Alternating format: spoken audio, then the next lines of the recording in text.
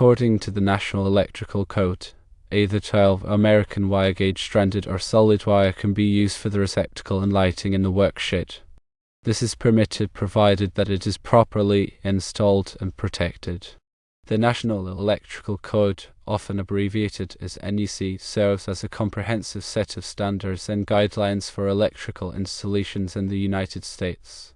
Its primary goal is to ensure the safety of people and property by minimizing the risk of electrical hazards.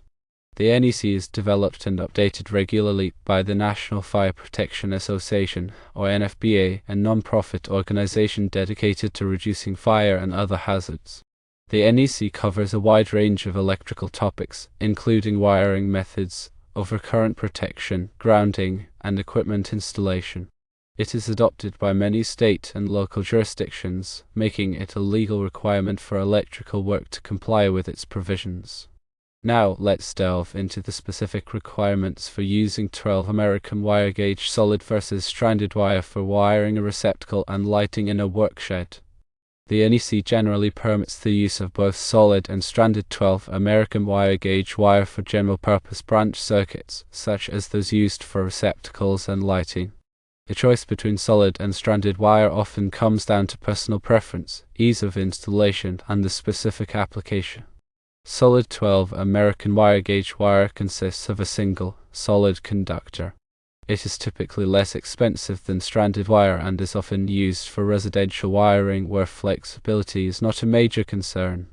Solid wire is also easier to terminate under screw terminals, as it holds its shape well. However, solid wire is more prone to breakage if subjected to repeated bending or vibration. Stranded 12 American wire gauge wire consists of multiple smaller strands of wire twisted together. This construction makes it more flexible and resistant to breakage compared to solid wire. Stranded wire is often preferred for applications where frequent bending or movement is expected, such as in appliances, extension cords, and some industrial settings.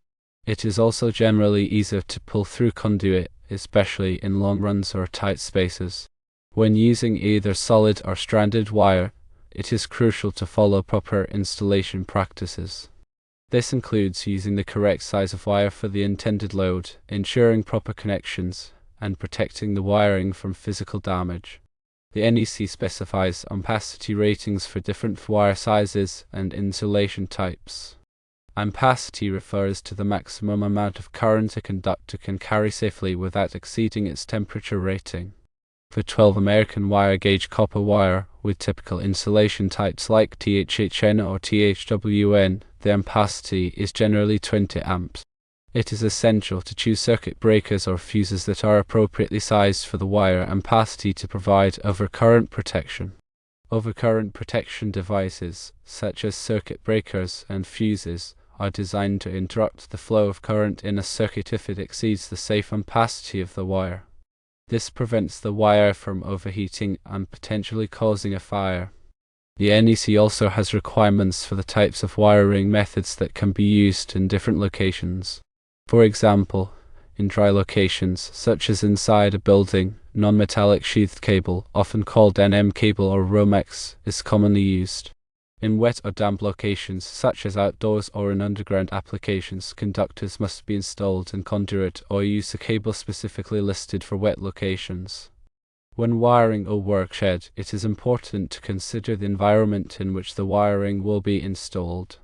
If the shed is located in a damp or wet area, or if the wiring will be exposed to the elements, it is necessary to use wiring methods and materials suitable for wet locations. This could include using conduit, such as rigid metal conduit or electrical metallic tubing, or using a cable with a moisture-resistant jacket, such as underground feeder or UF cable. In addition to choosing the correct wiring method, it is also important to ensure that all connections are made properly. This includes using appropriate wire connectors, such as wire nuts or crimp-on connectors, and tightening all connections securely. Loose connections can cause arcing, which can generate heat and potentially lead to a fire. The NEC also has requirements for grounding and bonding. Grounding refers to connecting the electrical system to the earth, which provides a path for fault current to flow back to the source in the event of a ground fault. Bonding refers to connecting metal parts of the electrical system together to create a low-impedance path for fault current. Proper grounding and bonding help to protect against electric shock and reduce the risk of fire. When wiring a workshed, it is important to ensure that the receptacle is properly grounded. This can be achieved by connecting the grounding conductor in the cable to the grounding terminal on the receptacle. The grounding conductor should also be connected to a grounding electrode, such as a ground rod or a metal water pipe, to provide a connection to the earth. In summary, according to the National Electrical Code, either 12 American wire gauge stranded or solid wire can be used for wiring a receptacle and lighting in a workshed, provided that it is properly installed and protected. A choice between solid and stranded wire often depends on personal preference, ease of installation, and the specific application. It is crucial to follow proper installation practices, use the correct size of wire for the intended load, ensure proper connections, and protect the wiring from physical damage. Adhering to the NEC requirements helps to ensure the safety of people and property and minimize the risk of electrical hazards. Remember that electrical work can be dangerous and should only be performed by qualified individuals who are familiar with the NEC and local electrical codes. If you are not comfortable performing electrical work yourself, it is best to hire a licensed electrician. Now let's delve into some additional details regarding the use of 12 American wire gauge solid and stranded wire, covering aspects such as termination, pulling, and specific code references. Firstly, termination. When terminating solid wire, it is essential to make a good mechanical and electrical connection. Solid wire is generally easier to terminate under screw terminals because it holds its shape well and provides a solid contact point. However, when using push-in terminals, also known as backwire terminals, it is crucial to ensure that the solid wire is fully inserted and securely held in place. Stranded wire, on the other hand, requires more care when terminating. The strands can fray or separate if not handled properly. It is recommended to twist the strands tightly together before inserting them into terminal or using a wire connector. Some wire connectors are specifically designed for use with stranded wire and provide a secure and reliable connection. Secondly, pulling. When pulling wire through conduit, stranded wire is generally easier to work with than solid wire. The flexibility of stranded wire allows it to navigate bends and corners more easily. Solid wire, being less flexible, can be more difficult to pull, especially in long runs or tight spaces. When pulling solid wire, it is important to avoid kinking or damaging the insulation. The NEC provides guidelines for the maximum number of bends allowed in a conduit run to prevent damage to the conductors. For example, NEC section 344.26 specifies the number of bends permitted in a run of rigid metal conduit between pull points. Now let's review some relevant NEC code references. NEC section 310.15 provides information on the ampacity of conductors. Table 310.15b16 lists the allowable ampacities of insulated conductors rated up to 600 volts based on the conductor size, insulation type, and ambient temperature.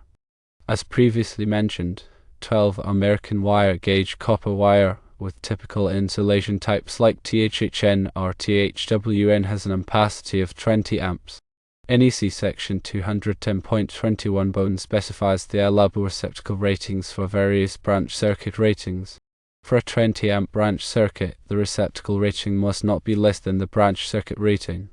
This means that a 20 amp receptacle must be used on a 20 amp circuit. NEC section 210.23 AWG covers the permissible loads for 20 amp branch circuits. It states that a 20 amp branch circuit can supply lighting units or other utilization equipment. The total load on the circuit must not exceed the rating of the circuit. NEC section 250 provides comprehensive requirements for grounding and bonding. It covers topics such as grounding electrode systems, equipment grounding conductors, and bonding of metal parts. As previously mentioned, proper grounding and bonding are essential for electrical safety. NEC section 404 covers the installation of switches. It includes requirements for switch location, wiring, and grounding. Switches must be installed in a readily accessible location and must be wired in accordance with the NEC. NEC Section 406 covers the installation of receptacles. It includes requirements for receptacle spacing, mounting, and grounding. Receptacles must be installed in accordance with the NEC to ensure safety and proper operation. In addition to the specific code references mentioned above, there are many other NEC requirements that may apply to the wiring of a workshed. It is important to consult the latest edition of the NEC and any applicable local codes to ensure that all electrical work is performed in compliance with the regulations. Furthermore, it is crucial to use the correct tools and equipment for electrical work. This includes wire strippers, pliers, screwdrivers, and voltage testers. Using the wrong tools can damage the wiring or create a safety hazard. Always de-energize the circuit before working on any electrical wiring. This can be done by turning off the circuit breaker or removing the fuse that supplies power to the circuit. Use a voltage tester to verify that the circuit is de-energized before proceeding with any work. Wear appropriate personal protective equipment, or PPE, such as safety glasses and gloves, when working on electrical wiring. This will help to protect against electric shock and other hazards. Inspect all wiring and connections carefully after completing the work. Make sure that all connections are tight and that there are no exposed wires. Test the circuit to ensure that it is working properly before restoring power. If you are not comfortable performing any of these tasks, it is best to hire a licensed electrician. Electrical work can be dangerous and should only be performed by qualified individuals who are familiar with the NEC and local electrical codes. Remember, safety should always be the top priority when working with electricity. Now let's consider some specific scenarios and best practices for wiring a workshed. Scenario 1: Wiring a new workshed. When wiring a new workshed, it is important to plan the layout of the electrical system carefully. Consider the number of receptacles and lighting fixtures that will be needed, as well as the location of the main electrical panel. Install conduit or cable trays to protect the wiring from physical damage. Use appropriately sized conductors and overcurrent protection devices. Ensure that all wiring and connections are made in accordance with the NEC and local electrical codes. Scenario 2: Adding a circuit to an existing workshed. When adding a circuit to an existing workshed, it is important to determine the capacity of the existing electrical system. Make sure that the existing panel has enough available space and capacity to accommodate the new circuit. If necessary, upgrade the panel to a larger size. Use appropriately sized conductors and overcurrent protection devices for the new circuit. Ensure that all wiring and connections are made in accordance with the NEC and local electrical codes. Best practice 1: Proper grounding. Proper grounding is essential for electrical safety. Ensure that all receptacles and equipment are properly grounded. Connect the grounding conductor to a grounding electrode, such as a ground rod or a metal water pipe. Best practice 2: Overcurrent protection. Overcurrent protection devices, such as circuit breakers and fuses, are designed to protect against overloads and short circuits. Use appropriately sized overcurrent protection devices for all circuits. Best practice 3: Weatherproof enclosures. Use weatherproof enclosures for all electrical equipment installed outdoors or in damp locations. This will protect the equipment from moisture and corrosion. Best practice 4: GFCI protection. Ground fault circuit interrupter, or GFCI, protection is required for receptacles installed in certain locations, such as bathrooms, kitchens, and outdoor areas. GFCI protection helps to protect against electric shock. Best practice 5: Regular inspections. Inspect the electrical system regularly to identify any potential problems. Look for loose connections, damaged wiring, and other hazards. Correct any problems immediately to prevent accidents. Now let's discuss some common mistakes to avoid when wiring a workshed.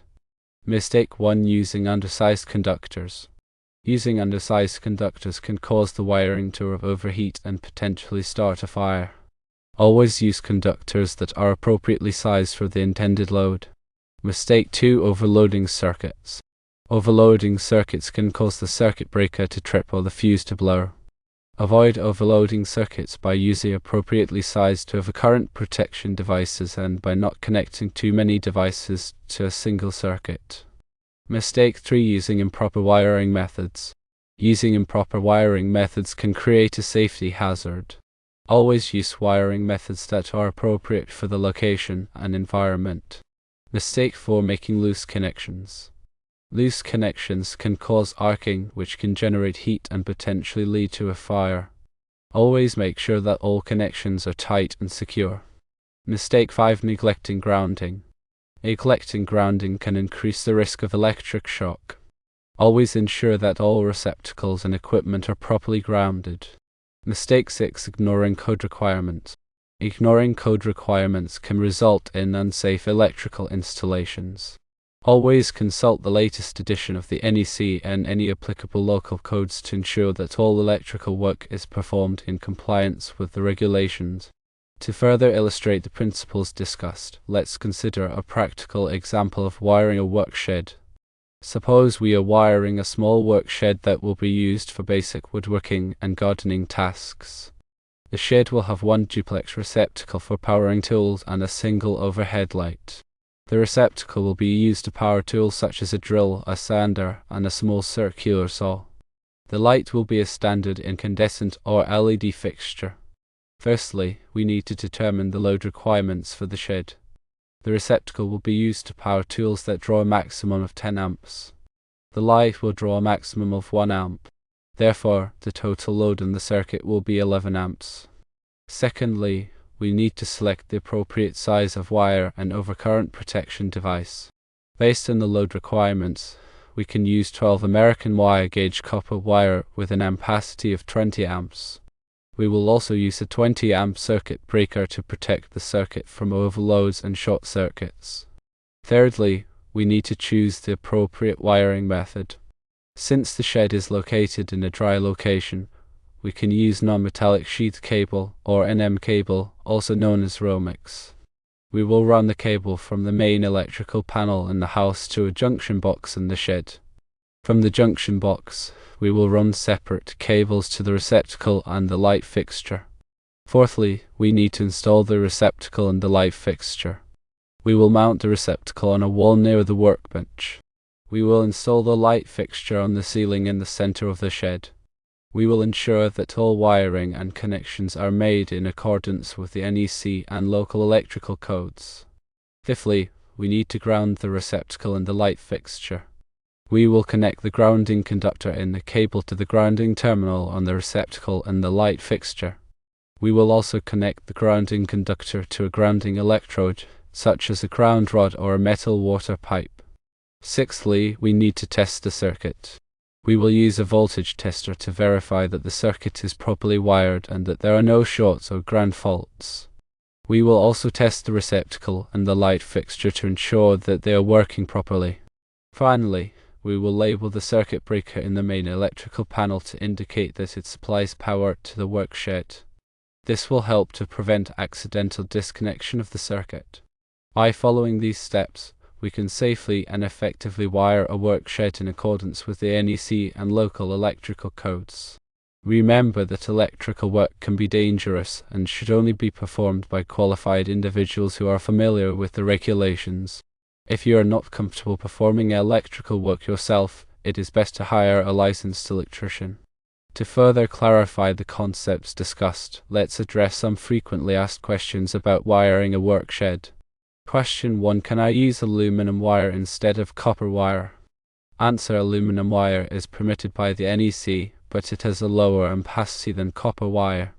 This means that you would need to use a larger size of aluminum wire to carry the same amount of current as copper wire. Aluminum wire also requires special connectors and installation techniques to prevent corrosion and loosening of connections. Copper wire is generally preferred for most residential and small commercial applications. Question 2. Do I need to install a subpanel in my workshed? Answer. A subpanel may be necessary if you need to supply a large amount of power to the shed or if you want to isolate the shed's electrical system from the main electrical panel in the house. A subpanel is a separate electrical panel that is fed from the main panel. It allows you to add more circuits to the shed without overloading the main panel. Question 3. How do I protect the wiring from physical damage? Answer. Wiring can be protected from physical damage by installing it in conduit or cable trays. Conduit is a rigid or flexible tube that encloses the wiring and protects it from impact, abrasion, and moisture. Cable trays are open support systems that are used to support and route cables. Question 4. Do I need to install a disconnect switch in my work shed? Answer. A disconnect switch is a switch that allows you to disconnect all power to the shed. A disconnect switch is required by the NEC in certain situations, such as when the shed is located more than 50 feet from the main electrical panel or when the shed is used for commercial purposes. Question 5. How do I ensure that my electrical work is compliant with the NEC and local codes? Answer. The best way to ensure that your electrical work is compliant with the NEC and local codes is to consult with a licensed electrician. A licensed electrician is familiar with the regulations and can ensure that your electrical system is installed safely and correctly. You can also contact your local building department to obtain information on electrical codes and permitting requirements. They can provide you with guidance and answer any questions you may have. Remember that electrical codes can vary depending on your location, so it is important to check with your local authorities to ensure that you are following the correct regulations. In addition to the NEC and local codes, there may also be other standards and guidelines that apply to electrical work in your area. For example, the National Electrical Manufacturers Association, or NEMA, publishes standards for electrical equipment and wiring devices. These standards provide guidance on the design, construction, and performance of electrical products. Furthermore, it is important to stay up to date on the latest changes to the NEC and local codes. The NEC is updated every 3 years, and local codes may be amended more frequently. By staying informed, you can ensure that your electrical work is always compliant with the current regulations. In conclusion, wiring a work shed can be a complex and challenging task. It is important to follow the NEC and local electrical codes to ensure that the electrical system is installed safely and correctly. If you are not comfortable performing electrical work yourself, it is best to hire a licensed electrician. A licensed electrician has the knowledge and experience to perform electrical work safely and in compliance with the regulations. Remember, safety should always be the top priority when working with electricity.